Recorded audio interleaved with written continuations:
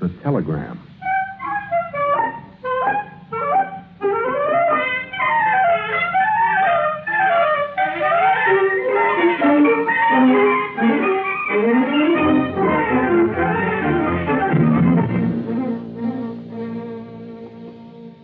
How'd you like the movies, Linda?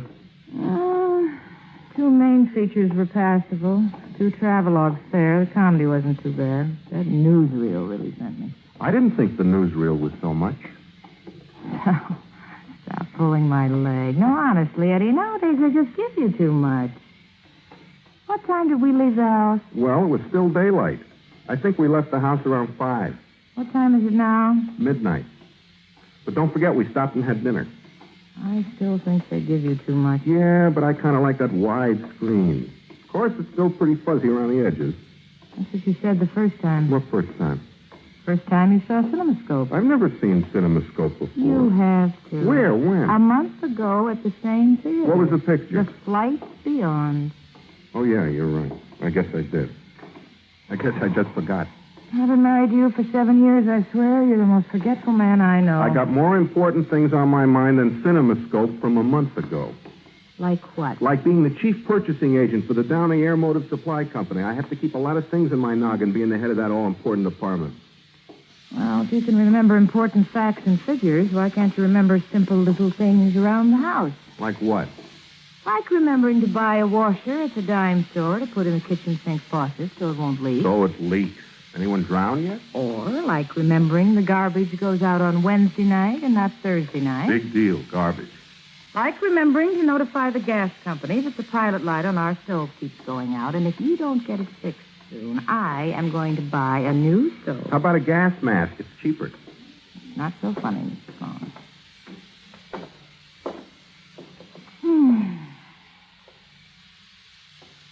What are you waiting for? Open the door. Oh, get to bed. I'm so tired. I think I could fall asleep just leaning against this porch post. Well? You got your key, Linda? Where's yours? I forgot mine. I guess it's in my other coat. Yeah, sure. Yeah. Okay. There we are. Put down the hall light so you can see where we're going. Mm-hmm. Oh, I'm glad it's Friday night. We can sleep a little late in the morning. What are you doing, Eddie? Someone left a note. They slipped it under the door. Well, don't bend over like that. Pick it up and read it. Oh, yeah. I'll bet somebody dropped over to visit us. Wouldn't you know it? One night we picked to go to a movie, somebody comes over. Who was it, Eddie? The telegram. Telegram? Well, open it up and read it. I don't have it. You just said it was a telegram. Who was it from? I don't know. It's a notice we got a telegram. Oh. Why didn't you say so in the first place? You didn't give me a chance. Where's the telegram? At the telegram office, I guess. Wouldn't you know it? What's that? Home all the time. We never get a telegram. The minute we step out, boom, telegram. Yeah. It's kind of funny. Yeah, real funny. I thought of something. Can't you call the telegraph office, have them read it to you over the phone? Hey, that's right, you can. Well, close the door. Let's call them. Right. Say on that notice who the telegram is from, Eddie? Yeah. Western Union. No. I meant who sent it to us. Oh, well, no, it doesn't say. It just has our last name spelled in one of the blank spaces.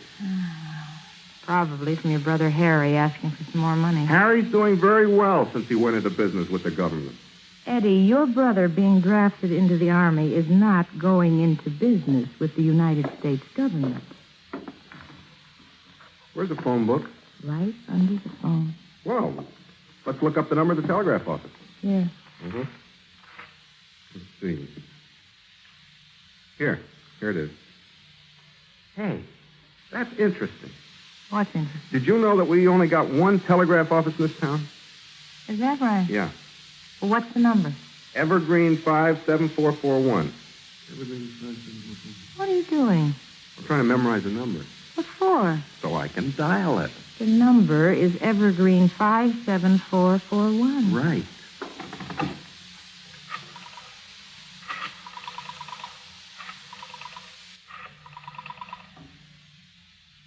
441? 441. 1.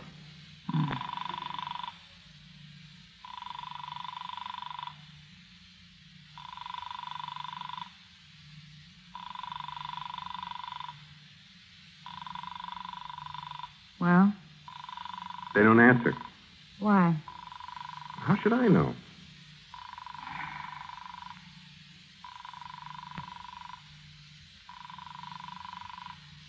$11, $12,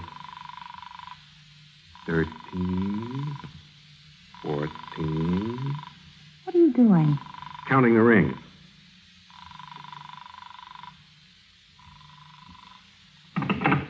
What's wrong? 17 rings. They don't answer. Oh, that's funny. Let's call the operator. Why? Well, I know the phone company takes messages for the telegraph office. Maybe they receive them, too. Anyway, she'll know why they don't answer.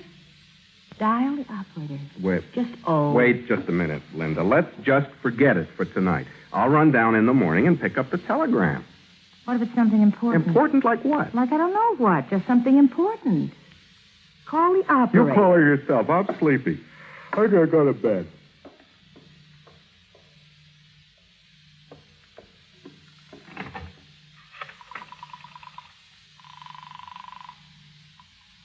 Operator. Operator, I've been trying to get the telegraph office. Did you wish to send a telegram? No. We received a notice that we received a telegram. Only we called the telegraph office, but they don't answer. Is that possible? One moment. I'll check that for you. I thought you were going to bed. All right, so I'll wait for one little phone call. Losing that much sleep isn't going to make me or break me.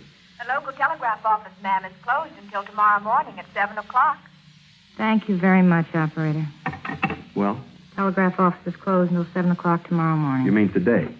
Tomorrow. Today is tomorrow. It's almost 1 o'clock in the morning. Let's go to bed, Linda. That's a good idea.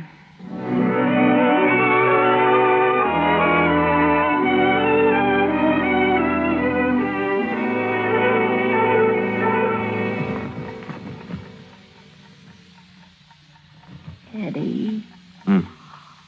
You asleep? You? No. Wide awake. Restless? Yeah, kind of. You? Me too. Think you'll get that hedge tomorrow, Eddie? Hedge? What hedge?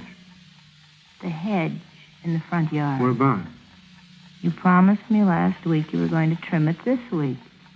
Did you forget? I already trimmed the hedge. Didn't I? Did you? I guess I didn't. Funny how on some nights a person just can't get to sleep. Yeah. Oh, that's my signal. What signal? I just yawned. What about Oh, it? you know. Every time I'm ready to fall asleep, I give out with a big yawn. Since when? What do you mean, since when? Since when the first time I found out about it. If you ask me, it's a signal for me to keep quiet. It's not a very subtle one. Yeah, have it your own way. Good night, honey. Good night, honey.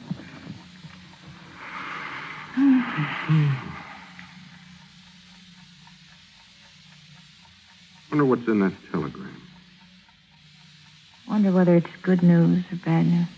Maybe it's good news for my brother Harry. Maybe he got a commission in the Army. Look, if your brother becomes an officer, it may be good news to him, but it'll be bad news for the rest of the country. Never mind. Telegram's probably not from my brother Harry anymore. Oh, well, who could it be from? Maybe it's from my boss, Mr. Downey. From your boss? Sure. Maybe it's about that raise I put in for you. Remember, Mr. Downey always sends a telegram or a special delivery letter of congratulations to the employees when he gives them a raise. Eddie, wouldn't that be wonderful? That's what that telegram's about, your raise. It would be nothing short of sensational. Why, if you got that raise now, by next year we could save enough money to take that cross-country trip we always wanted to take. Hey, that's right. I never thought of that. New York, Chicago, and all points north, east, south, and west. All aboard! Here we come. Yeah, What's the matter? I just thought of something. What is it? That telegram could be from your boss. But what if it's not about a raise? What else could it be about? They also send telegrams when they fire people, Eddie. Me fired? Why, that's ridiculous. I've been with Downey Air Motor for almost years. I'm indispensable. They'd never fire me, I don't think. Besides, what are we worrying about? We don't know what's in that telegram or even who it's from. That's right, we don't. So let's get to sleep. I'm tired. Good idea. I am, too. Good night, Linda. Good night, Eddie.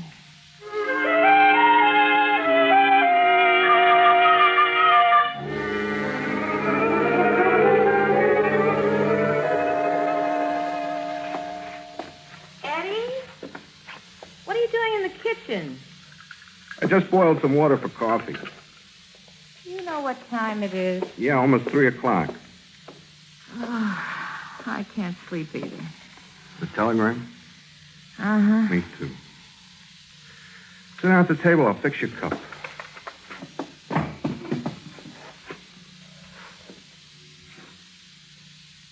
Eddie. What are you sniffing? You know what I'm sniffing? Gas. Escaping from the pilot light on the stove. The pilot light which I have reminded you to get fixed for about the last Where's 6 the instant weeks. coffee jar? Up on the spice shelf by the stove. And if you don't get that pilot light fixed... I know. You're going to go out and buy a new stove. So I don't get blown up in the meantime.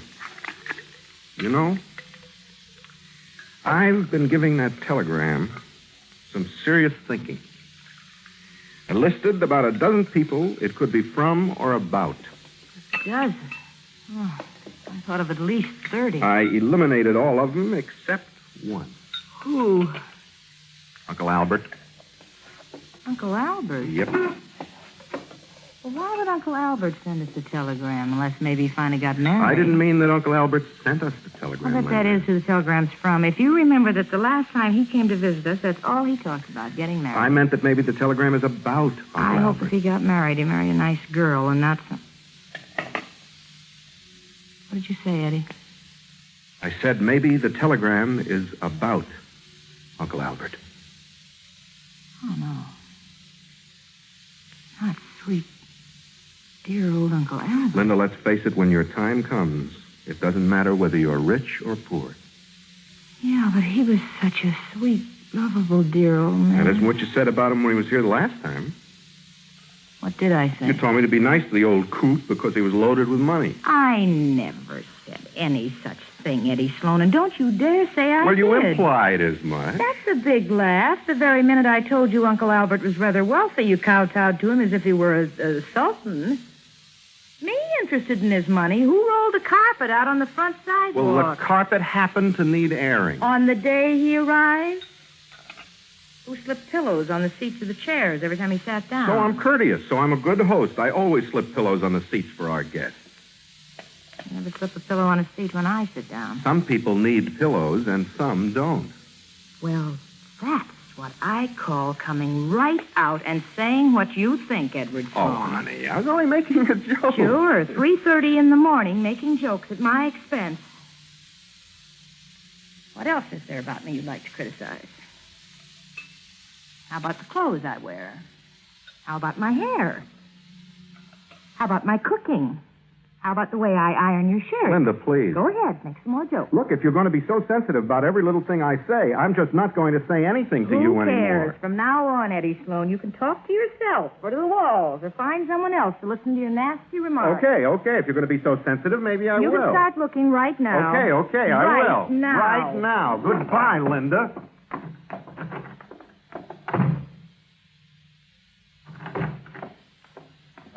Fine wipe I got. What's the matter? You want me to get arrested? What for? Letting me walk down the street in only my pajamas? That's indecent exposure.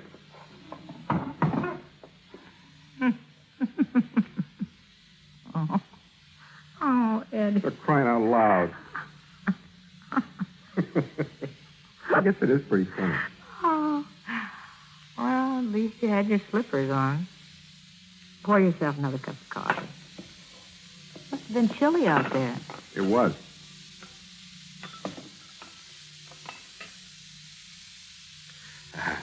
Now, that's good. You hear that?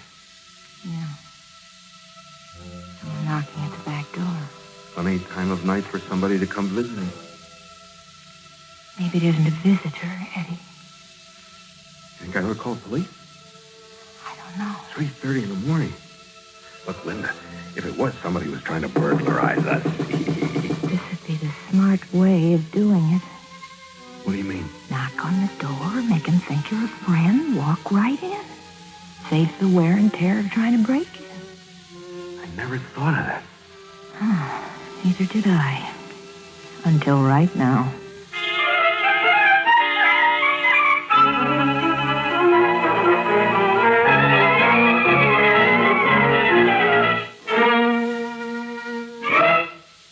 The ability to talk on and on endlessly was long thought to belong to women exclusively. However, throughout our national history, certain senators in Congress have latched on to this ability as though they had invented it. Done in the Senate, it is called unlimited debate, or filibuster. And there have been times when some senators have filibustered a bill to death. On occasion, just the threat of a filibuster would kill a bill. Critics of the filibuster argue that in a democratic country, a minority has no right to prevent action by a majority, and one senator could keep the entire Senate from important work as long as he just kept talking. Defenders of unlimited debate, however, argue that this talking marathon is protection against a minority being steamrollered by a hasty majority.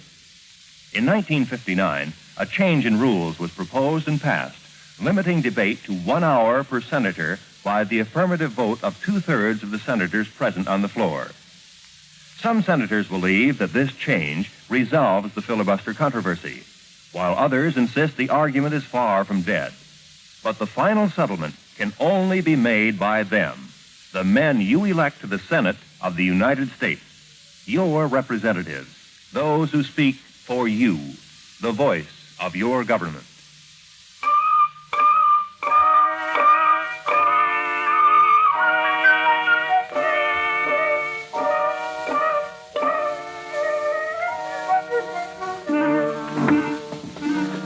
The shade's down on the back door window. I think I can peek under the shade and see who it is. All right, be careful. Yep.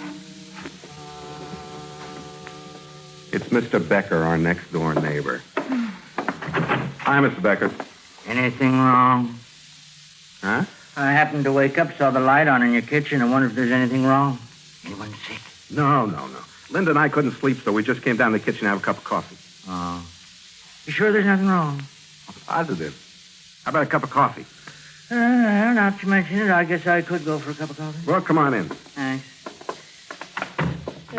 Hello, Mrs. Sloan. Oh, Mr. Becker. I happened to wake up, saw the light on here in your kitchen. Thought maybe something was... Hey, don't I smell gas? You sure do. It's escaping from the pilot light on the stove. Something's wrong. It won't stay lit. Why don't you get fixed? That's a good question. Did you hear Never Eddie? mind. What are you folks doing up at this hour? Oh, we just can't sleep. Got insomnia, huh? Get it very often? No. Oh, you're lucky. I used to know a fellow who had insomnia. Black? No, his name was Collins. He lived in Bridgeport. No. I meant, do you want your coffee black? Oh, sorry. No, 1 blob of cream, 1 teaspoonful sugar level. Yeah, right. This fellow Collins didn't sleep a wink for weeks. Is that right? Chap about your age, Mr. Sloan. Had a nice family, wife, 2 little children. Oh, had a good job. Everything was going real well. Oh, everybody in the neighborhood liked him. Oh, it was a pathetic case, all right. What happened? Fellow moved away. I never did find out. Here's your coffee. Oh. The reason we can't sleep, Mr. Becker, is because we got a notice we got a telegram. We don't know what's in it. The notice was delivered to us last night while we were at a movie. We called the telegraph office, but it closes after midnight. Ooh, that's good coffee. Well, never know about telegrams. 10 little words can change your whole life. I knew a fellow back in Bridgeport, Connecticut. He worked for one of the leading electrical supply companies for 8 years. 8 years? Mm-hmm. One night out of a clear blue sky, they sent him a telegram that he was no longer needed. What do you know about that? Gee, that's an awful thing to do. Just awful. No, I'm wrong about that. He wasn't fired? He was with the company 9 years. Well, I guess I better get back over to the house and get to bed. Oh, that was mighty delicious coffee. Good night, Mr. Yeah, Becker. good night, Mr. Well, Almost 4 o'clock, Eddie. Let's get back up to bed. Linda? Yes? Linda, there's something I think I ought to tell you. What is it? Yesterday afternoon, I had a chat with Mr. Downey at the office. A chat? Well, it wasn't exactly a chat. It was more of a discussion. A discussion? Well, maybe it was an exchange of words. You mean an argument? Yeah, that's it. I couldn't think Well, of it. why didn't you tell me? I didn't want to worry you. Then that telegram is from your boss. It is bad news. You're getting fired. We don't know. Well, we're going to find out. How? You're going to call your boss. When? Right now. At this hour, don't be rude. Well, then I'll call him. Now, wait a minute, Linda. You be sensible about this Sensible. thing. I'm half out of my mind worrying about that telegram. Now, you get on that phone, Eddie Sloan, and call Mr. Downey. I'll not. Who can that be? Go over and open the door. Just thought of something, folks. Oh, Mr. Becker. It's Mr. Becker. What is it? I got a thought. Pretty good one, I think. What is it? Ain't got any more of that coffee left. Tasted pretty good. Was that regular instant? What was your thought, Mr. Becker? Well, I think I found a way you can get hold of that telegram. The telegraph office was closed. I know, but there's bound to be someone around the place, janitor or night watchman. Besides, the office is only 10 blocks away from here. Get there in 5 minutes. Linda? We never thought of that. 5 minutes? Hop in your car and be over there in 5 minutes. Linda? Back the car out. Mind if I ride along with you folks? Not at all. Being it was my idea.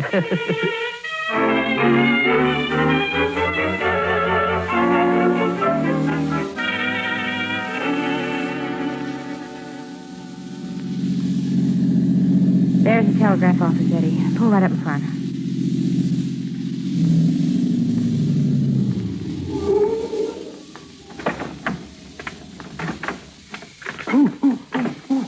It's kind of chilly on the pavement. Maybe we should have worn our clothes instead of our pajamas. Oh, I forgot my glasses. Any lights on in the office? Yeah. There's one on in the back room. Good. That must be the janitor, the night watchman. Knock on the door, Eddie. Yeah, right.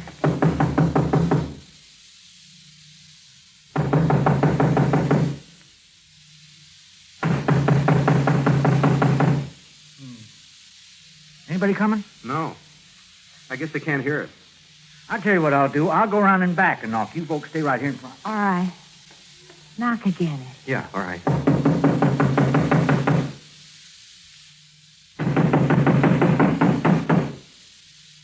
If there's somebody back there, they must be deaf. Try jiggling the door. Jiggling the door? Yes.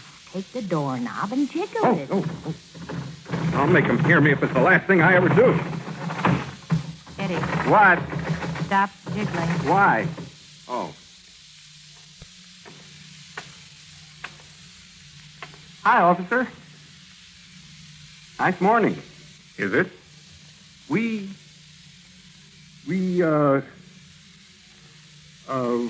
We're just trying to get into the telegraph office. Officer? Mm-hmm. You were having a little trouble because the door is locked. Mm-hmm. You want to try it, officer? Maybe you can jiggle it open for us. No, thanks. Jack, Yeah, got the old guy who was trying to break in the rear. good. I got the two in front. Let's take them down to the station. One of them is a Mao.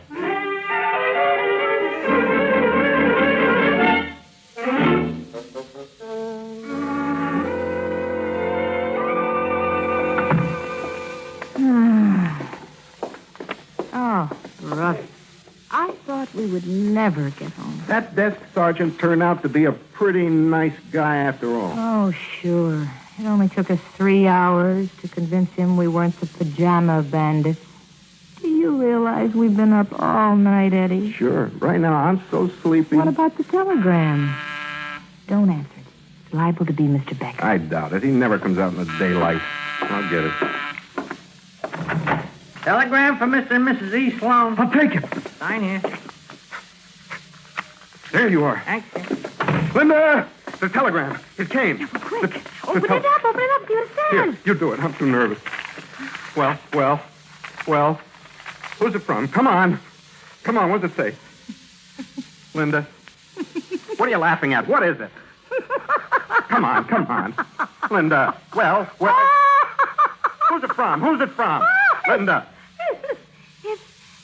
The gas company. The gas company? Yes. Listen to this. Dear Mr. and Mrs. Sloan, following Mr. Sloan's urgent telephone call to our office this Friday afternoon at 4:30 p.m., we immediately dispatched an emergency repairman to your home. Upon arrival, he found no one at the house. Upon receipt of this telegram, please contact our office, and we will have the matter taken care of immediately. It's signed by the gas company. How about that? Well, oh, my. I guess I owe you an apology, darling. You called the gas company. You did remember. Well, sort of, I guess. Now I won't have to buy a new stove. Do you want to call the gas company right now and have the repairman come out? Oh, not now, Linda. We're too sleepy. Come on, let's go to bed. I'll call him Monday morning from the office. From the office? Yeah. If I don't forget.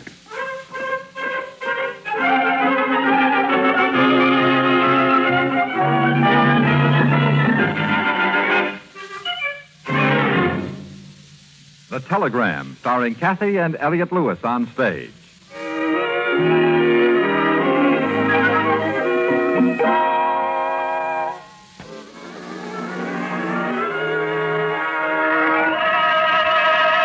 Cathy and Elliott Lewis on stage.